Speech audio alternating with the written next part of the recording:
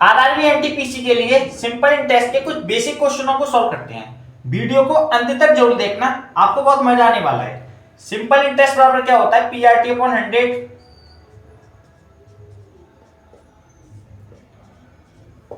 P का मतलब principal, are का मतलब रेट, टी का मतलब टाइम डिवाइड बाई 100। आपको सिर्फ यही फॉर्मूला याद होना चाहिए। ऐसे बराबर क्या होता है? पीआरटी अपॉन 100 होता है। बाकी अगर हमको प्रिंसिपल रेट या टाइम निकालना है तो इसी फॉर्मूले से सीधे निकाल लेते हैं। अगर हमको प्रिंसिपल फाइंड करना है तो हम लिखेंगे ऐसे मल्टीप्लाई 100 और बाकी की जो दो वैल्यू है इसके नीचे आ जाएंगी आर मल्टीप्लाई टी। अगर आपको रेट निकालनी है तो इसी प्रकार से निकल जाएगा ऐसे ही मल्टीप्लाई 100, बाकी के जो दो बचे उनको इसके नीचे लिख दिए पी मल्टीप्लाई टी, और टाइम भी इसी प्रकार से निकल जाता है। और एक बात आपको याद रखनी है कि अमाउंट बराबर क्या होता है? प्रिंसिपल प्लस ऐसा ही होता है।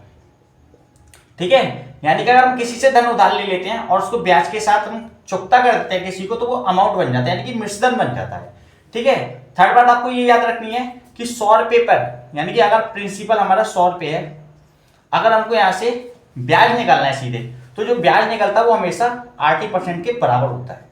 यानी रेट का मल्टीप्लाई अगर टाइम्स में करा दें तो सीधे ब्याज निकल जाता है हमारा 80% के बराबर। ये क्वेश्चन हम बहुत बार अप्लाई करेंगे। ठीक है, आइए इसके कुछ क्वेश्चनों को सॉल्व करते हैं। क्वेश्चन नंबर 1, एक राशि साधारण ब्याज की दर पर 25% वार्षिक दर से 4 वर्षों में 8800 रुपए हो जाती है, वह राशि क्या है? रेट दे रखी है आपको 25%, टाइम दे रखा है आपको 4 वर्ष, 8800 रुपए हो जाती है। ये अमाउंट दे रखा है आपको 8800 रुपए, क्या दे रखा है आपको? अमाउंट दे रखा है। अमाउंट बराबर मैंने आपको भी बताया था क्या होता है? प्रिंसिपल प्लस ऐसा ही होता है। सारे क्वेश्चन जो हम सॉल्व करेंगे वो यूनिट से सॉल्व करेंगे। प्रिंसिपल अपने आप में कितना होता है? 100% होता है, यानी 100 हो गया आपका प्रिंसिपल। जो 100 रुपए पर ब्याज निकलती है तो मैंने भी आपको बताया था कि सीधे 80% के बराबर होती है। रेट का मल्टीप्लाई सीधे टाइम में करा देंगे तो ब्याज आ जाएगी यूनिट में। तो 25 दे रखी है रेट, टाइम दे रखा है आपको 4 वर्ष, 25 चौक 100, तो ब्याज भी कितनी हो गई आपकी? 100 हो गई सीधे। यानी कि रेट में अगर हम टाइम का मल्टीप्लाई करा देंगे तो सीधे क्या आ जाएगी? ब्याज आ जाएगी। रेट कितनी दे रखी है आपकी? 25, और टाइम दे रखा है 4 वर्ष, 25 चौक 100, यानी सीधे ब्याज कितनी होगी यूनिट में? 100। तो टोटल अमाउंट कितना हो जाएगा यूनिट में? 200। तो 200 यूनिट की वैल्यू हो जाएगी आपकी 8800 रुपए। यहां से एक यूनिट की वैल्यू आ जाएगी।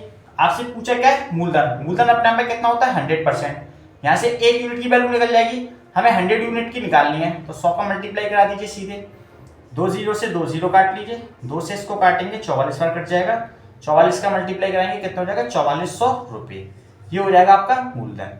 ये हो जाएगा आपका इस क्वेश्चन का आंसर। क्वेश्चन नंबर 2, रमेश ने 13% वार्षिक ब्याज की दर पर 12,000 रुपए उधार लिए। ऋण चुकाने के लिए रमेश को 5 वर्षों में कितनी राशि देनी होगी? रेट दे रखी है आपको 13%, 12,000 रुपए जो उधार लिए हैं वो आपका प्रिंसिपल है। उधार लिया धन क्या होता है? आपका प्रिंसिपल होता है। 12,000 क्या है आपका? प्रिंसिपल। तो यूनिट में हमको प्रिंसिपल चाहिए। अभी मैंने आपको पिछले क्वेश्चन में बताया था कि प्रिंसिपल क्या होता है? अपने आप में 100% होता है, यानी 100 यूनिट की वैल्यू हमको दे रखी है। हमको क्या निकालना है? अमाउंट निकालना है। अमाउंट बराबर क्या होता है? प्रिंसिपल प्लस ऐसा ही होता है। प्रिंसिपल अपने आप में कितना होता है? 100% होता है। और ऐसे ही बराबर मैंने आपको बताया कि 100 रुपए पे अगर ऐसे ही निकालते हैं तो 80% के बराबर होता है।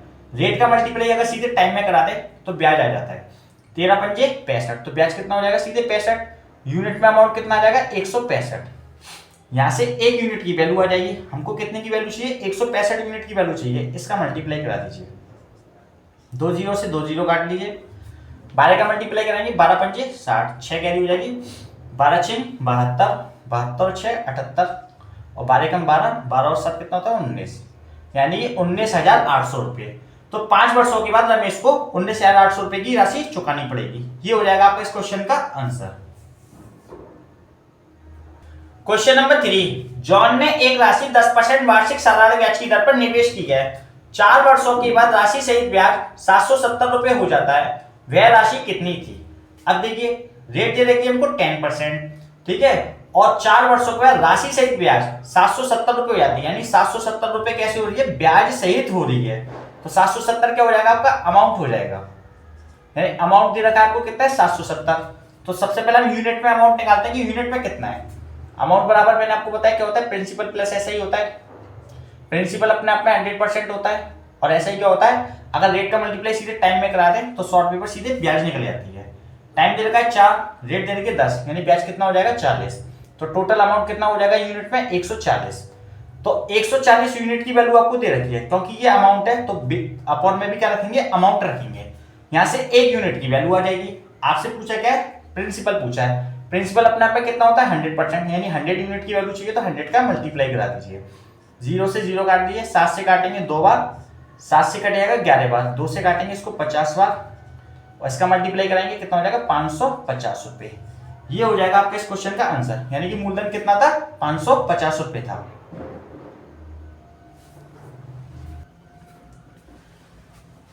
क्वेश्चन नंबर 4, 8 वर्षों में 7% वार्षिक ब्याज की दर से एक राशि पर 7,728 रुपए का ब्याज प्राप्त होता है, वह धनराशि कितनी है। अब की बार देखिए आपको 7,728 रुपए दिया है, वो साधारण ब्याज दे रखा है। 7,728 रुपए क्या है, साधारण ब्याज है। तो यूनिट में हम क्या रखेंगे, इसका साधारण ब्याज ही रखेंगे, यानी बटे में क्या रखेंगे, साधारण ब्याज ही रखेंगे। तो देखिए अभी आपको मैंने बताया था कि 100 रुपए पर जो साधारण ब्याज होता है 80% के बराबर होता है। अगर हम रेट का मल्टीप्लाई सीधे टाइम से करा दें तो क्या आ जाएगा, साधारण ब्याज हो जाएगा। 8 सत्ते कितना हो जाएगा, 56 हो जाएगा। ये 56 यूनिट की वैल्यू हमको क्वेश्चन में दे रखी है, कितनी है 7,728 रुपए। हमसे पूछा क्या है, मूलधन पूछा है। मूलधन अपने आप में कितना होता है 100% होता है, 100 यूनिट की वैल्यू हमसे पूछी है। 14 से काटेंगे 4 बार कट जाएगा, 14 से इसको काटेंगे कितना बार आएगा, 14 पंजे 70, 14 पंजे 70, 14 दूनी 28। 4 से इसको सीधे काट लीजिए, 4 एकम 4, 4 तिया 12, 4 अट्ठे 32। 100 में मल्टीप्लाई करेंगे कितना हो जाएगा 13,800 रुपए। तो वह धनराशि कितनी थी, 13,800 रुपए थी। ये हो जाएगा आपका इस क्वेश्चन का आंसर। क्वेश्चन नंबर 5, 2300 रुपए को 3 वर्ष के लिए साधारण ब्याज वाली एक योजना में 12% वार्षिक ब्याज की दर से निवेश किया गया है, 3 वर्ष बाद कितना मिश्रण मिलेगा। तो देखिए 2300 रुपए आपको क्या दे रखा है, मूलधन दे रखा है, यानी प्रिंसिपल दे रखा है 2300 रुपए है। तो बट्टे में यानी कि इसके अपॉन में भी क्या रखेंगे, प्रिंसिपल रखेंगे। तो प्रिंसिपल अपने आप में कितना होता है 100%, तो 100 यूनिट की वैल्यू दे रखी है आपको, कितनी है 2300 रुपए। आपसे पूछा क्या है, अमाउंट पूछ रहा है। अमाउंट बराबर क्या होता है, प्रिंसिपल प्लस ऐसा ही होता है। प्रिंसिपल अगर 100 यूनिट है तो 100 रुपए पर साधारण ब्याज मैंने आपको बार बार बताया कितना होता है कि सीधे 80% के बराबर होता है। रेट का मल्टीप्लाई सीधे टाइम में करा दिए, बात देती है 36। तो अमाउंट कितना हो जाएगा यूनिट में 136। यहां से 1 यूनिट की वैल्यू आ जाएगी। हमसे पूछा क्या अमाउंट की यूनिट कितनी है 136, तो 136 का मल्टीप्लाई करा दीजिए। 2 जीरो से 2 जीरो खत्म कर दिए, 30 का मल्टीप्लाई कराएंगे कितना हो जाएगा 3128 रुपए। ये हो जाएगा आपका इस क्वेश्चन का आंसर। क्वेश्चन नंबर 6, 12% प्रति वर्ष की दर से 5 वर्ष में 5400 रुपए का साधारण ब्याज क्या होगा। अब देखिए आपसे क्या पूछा, क्वेश्चन में साधारण ब्याज पूछ रहा है, प्रिंसिपल दे रखा है आपको 5400 रुपए। तो बट्टे में भी हम क्या रखेंगे, प्रिंसिपल रखेंगे। प्रिंसिपल अपने आप में कितना होता है 100% होता है, यानी 100 यूनिट की वैल्यू दे रखी है आपको 5400 रुपए है।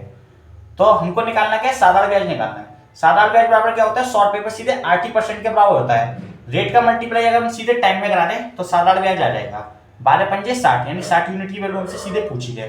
2 जीरो से 2 जीरो काट लीजिए, 26 में मल्टीप्लाई कराएंगे कितना आ जाएगा 3240 रुपए। ये हो जाएगा आपका इस क्वेश्चन का आंसर।